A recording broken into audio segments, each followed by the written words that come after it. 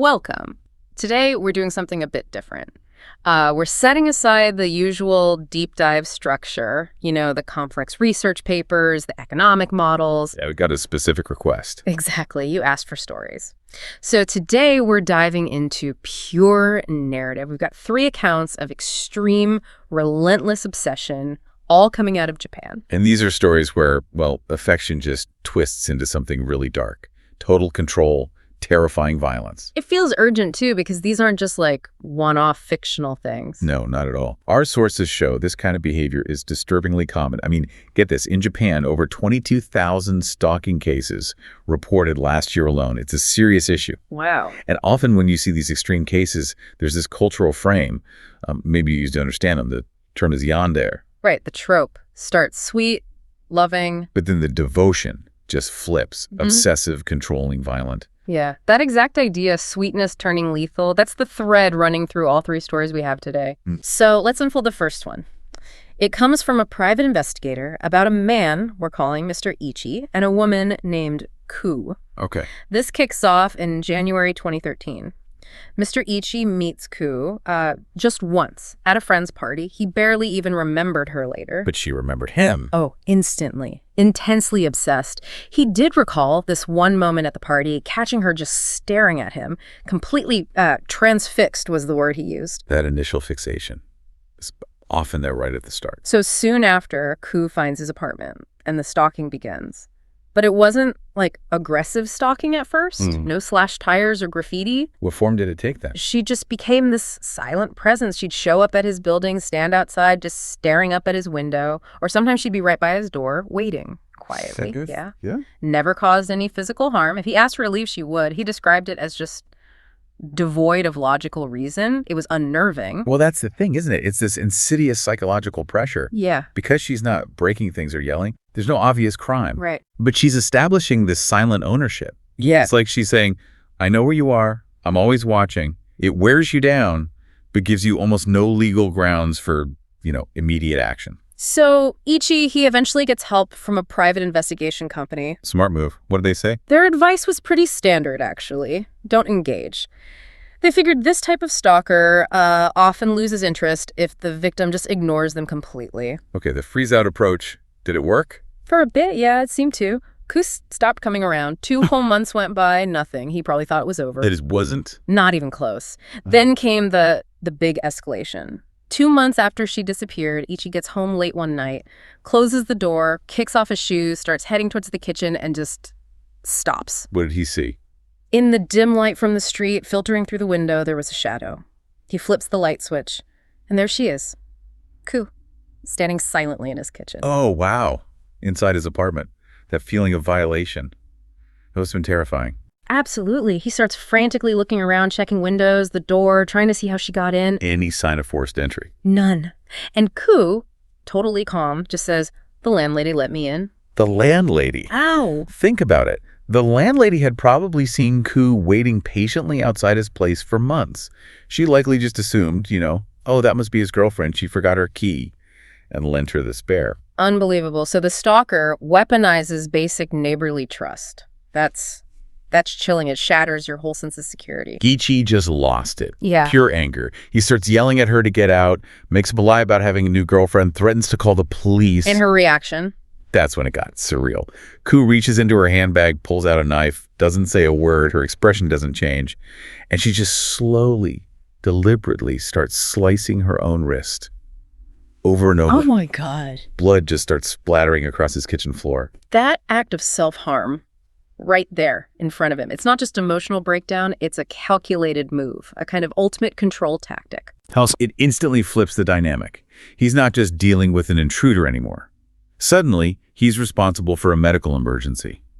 The focus shifts entirely to her, and his own fear gets sidelined by immediate, urgent concern or guilt. Exactly. That's precisely what happened. He rushed her to the hospital. She survived. But the psychological damage to him was huge. I can only imagine. He ended up leaving Tokyo, moved back to his hometown with his parents.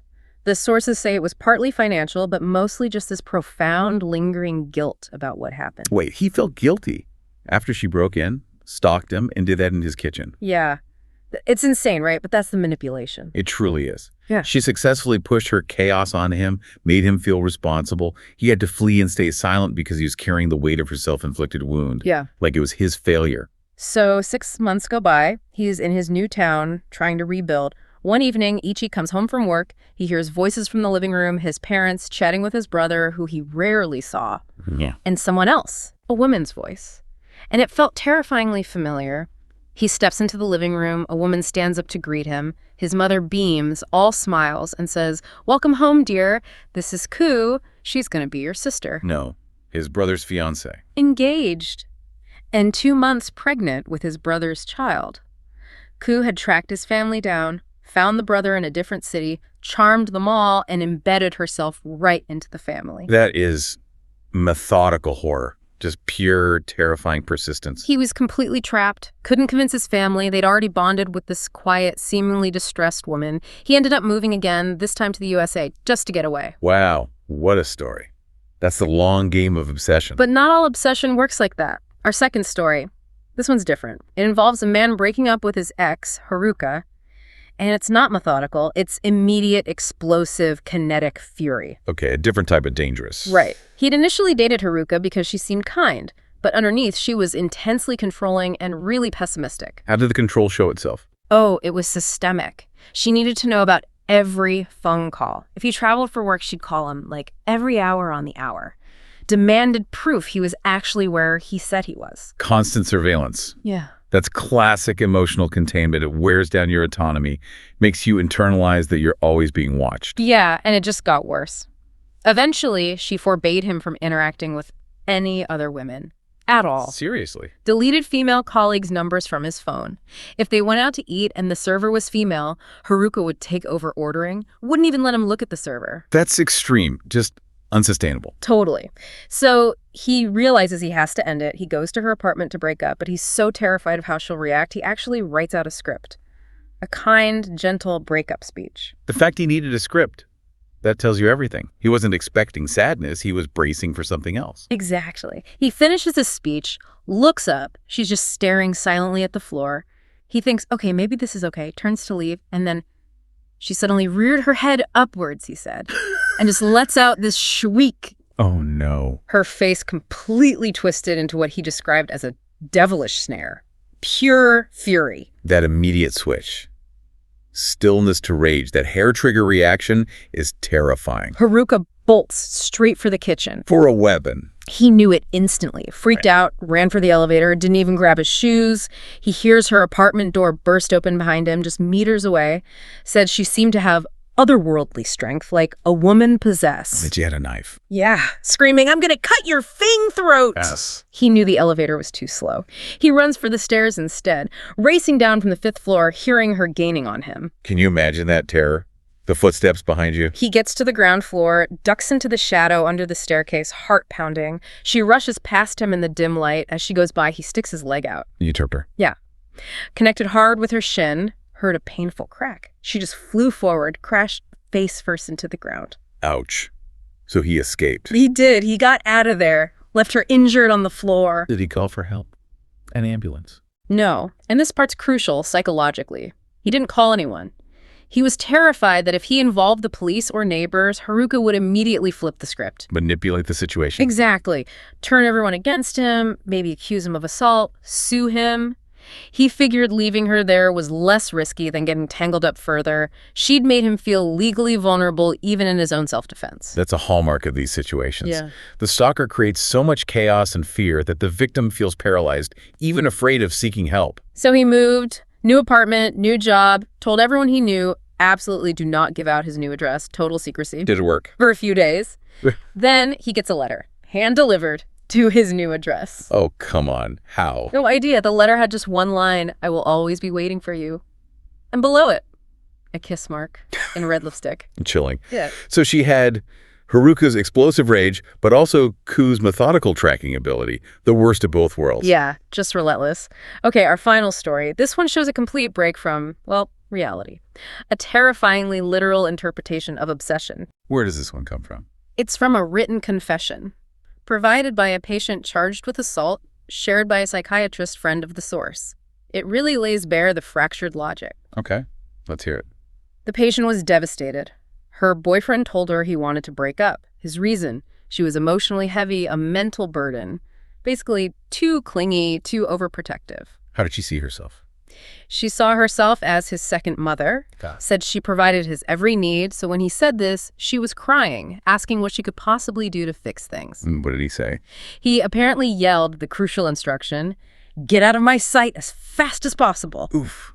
Harsh but clear, just leave. Right. But her mind, it didn't process it that way. She apparently spent hours just racking her brain. She couldn't leave him because that would mean separating, which was unbearable.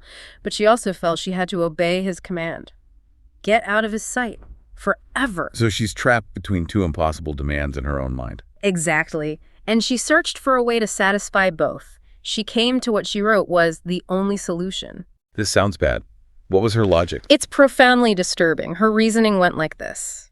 If she could physically make it so he could no longer see her, then she would literally be out of his sight, fulfilling his command. But without actually leaving him. Precisely. She could remain nearby, still connected, still fulfilling what she saw as her role, but technically invisible to him.